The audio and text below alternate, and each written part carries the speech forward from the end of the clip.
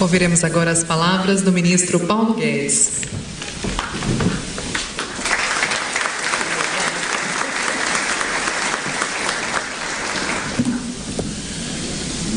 Saudar todas as autoridades presentes, saudando o ministro Noronha, ministro Nardes, ministro Canudo.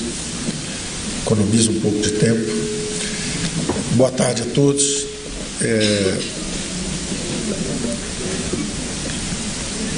Puderam todos ver na paixão do Pedro e na paixão também do Nelson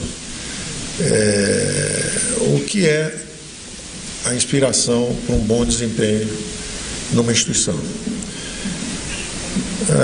As instituições públicas têm um papel extraordinário em qualquer sociedade. Nós temos várias, no Brasil elas são especializadas. O BNDES era para dinheiro de longo prazo, a Caixa Econômica Federal para habitação inicialmente, o Banco do Brasil era crédito agrícola, cada um tinha a sua força. E eu sempre enfatizo a importância de uma governança que preserve as atribuições que foram, que são esperadas dessas instituições, mas é que ao mesmo tempo sejam transparentes, sejam claras, e se envolver qualquer subsídio em qualquer uma dessas atividades, que elas sejam um desembolso da União, e não que haja conflito de interesse, onde a própria sociedade não sabe se essa instituição está servindo a propósitos políticos, foi capturada por um grupo político, se essa instituição está servindo a propósitos de pirataria privada, porque está servindo a grupos de interesse que tomaram, através de influência, do poder econômico, não sabem se a instituição está servindo ao país, como, por exemplo, seguramente a Caixa, quando faz o INSS, ou quando faz o Minha Casa Minha Vida, nesse sentido ela serve ao país, mas você tem que definir os subsídios no orçamento da União. Então, o importante é que haja transparência para que nós possamos acompanhar a vida dessas instituições. E, evidentemente, a Caixa foi recentemente capturada e ela se perdeu. A Caixa se perdeu. Uma das coisas que nós temos conversado é exatamente o FI, o Fundo de Investimento da FGTS, que andou irrigando coisas que não era para irrigar. Nós estamos vendo duas pessoas que estão fazendo a recuperação. Um que já fez, pegou a missão, fez o ponto de inflexão, começou a virada, e o outro que vocês viram o tamanho dos sonhos. Vocês sentiram o tamanho dos sonhos.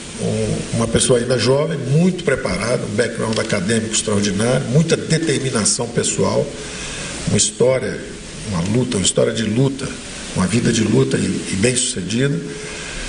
Desde o início, você chegou antes do Rubens, está achando que o Rubens te trouxe para a equipe, porque você não está informado. Você chegou antes do Rubens. O Rubens vai confirmar isso para você depois. Eu falei de você para o Rubens. Pelo seu entusiasmo, pelo seu preparo, nas primeiras reuniões de privatização, eu te pedi alguns estudos, você trouxe, vi o tamanho dos seus sonhos e não envolviam exatamente as missões fundamentais dessas instituições, e sim como havia tesouros a serem a emergirem dessas grandes instituições, como havia acontecido inclusive no Banco do Brasil, você participou, onde tinha um ativo lá que era BB Seguridade, que valia mais do que o banco. Quando foi privatizado, valia mais do que o banco. Então o banco estava sentado em cima do tesouro, não sabia que tinha um tesouro. Então, quando você traz esse tesouro para cima, o banco ficou fortalecido, se capitalizou e se concentrou na sua missão, cada vez mais. Então, o Pedro tem essa capacidade de trabalho, tem uma história longa, bem-sucedida de mercado de capitais, é muito preparado e tem essa visão de futuro grandiosa. Então, nós sabemos, a Caixa é, como ele disse, um país. Nós sabemos que quase 100 milhões de brasileiros passam por aí. E por que eles não usam esses serviços? Então, o Pedro vai, na verdade, tangibilizar esse potencial econômico que existe dentro da Caixa. Isso, evidentemente, só vai fortalecer a instituição. E à medida que a instituição se recupere, o grande desafio, de um lado interno, é a meritocracia. E do lado de fora, a governança. Essas coisas têm que estar juntas, que é a única forma que você tem de proteger a empresa. Ele falou também coisas extremamente importantes que nos guiam. Um empréstimo para um grande grupo, nós podíamos falar 10 grupos aqui, mas nosso negócio não é olhar para trás, é problema da justiça, nosso negócio é olhar para frente, que é o nosso problema, um problema de criar o crescimento econômico daqui para frente na economia brasileira. Mas pega empréstimos ou publicidades, pegar publicidade, o que se gasta em publicidade, como ele disse, pode ser você com 1/100º do que foi gasto, de repente, numa direção, você faz uma coisa 100 vezes melhor e mais produtiva socialmente na outra direção. Vale o mesmo, por exemplo, que ele deu dos barcos que percorrem lá as vias fluviais brasileiras, Amazônia, etc. E aquilo é uma agência flutuante. Você podia ter 3, 4, 5, 6 agências daquela, em comunidades que são frágeis e que poderiam ser bancarizadas, ele vai chegar lá com microcrédito, vai fazer uma revolução na vida das pessoas, educação financeira, democratização de poupança, estímulo à pequena e média empresa, tem um universo de realizações para serem feitas, mas não é assim que funciona. Muitas vezes funcionou uma ligação política, uma visita, uma conversa lá na Caixa, o sujeito sai com 1 bilhão de empréstimo. Por quê? Porque tem uma conexão política. Está errado. Está errado e não será tolerado. Não será tolerada a compra de influência através de publicidade desnecessária. Não será tolerado o uso de recursos públicos na direção equivocada, que não traz nem o retorno social, você estimulando pirataria privada, e também não traz o retorno econômico para a Caixa, debilita a Caixa. Então, uma das primeiras coisas que eles vão fazer é pegar esse FI, esse fundo de investimento aí, e reavaliar isso tudo. Se vai uma parte para infraestrutura, tem que ser a ênfase muito mais em conectividade, em coisas que funcionem rápido e deem retorno para a Caixa, do que simplesmente ficar abastecendo campeões nacionais, empresas que tinham muita influência política.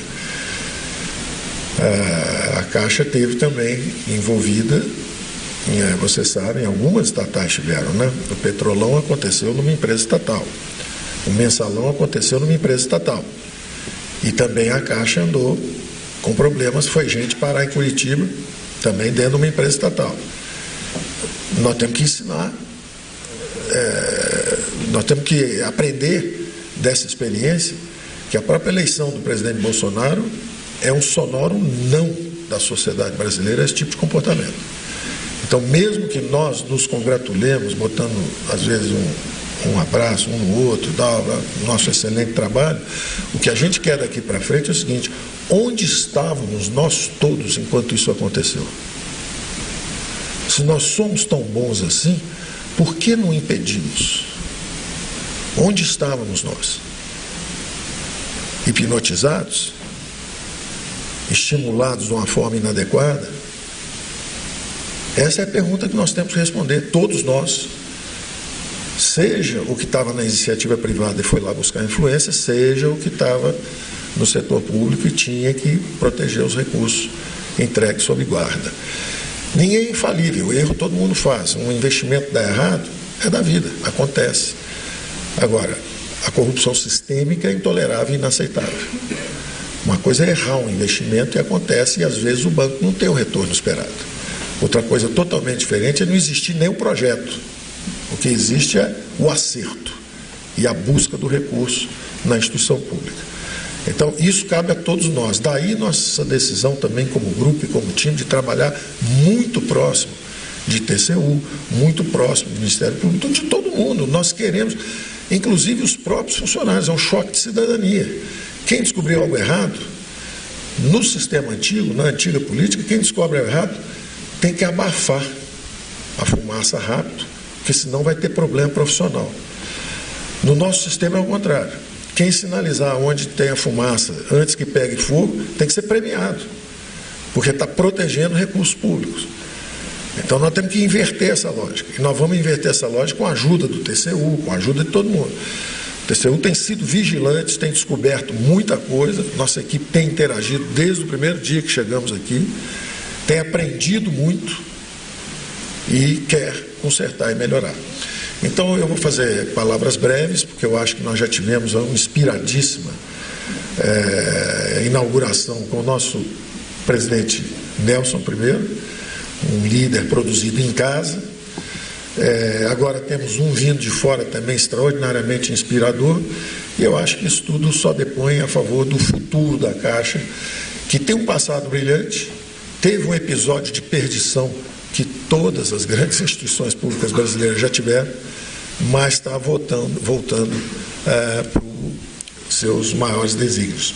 Obrigado, boa tarde a todos.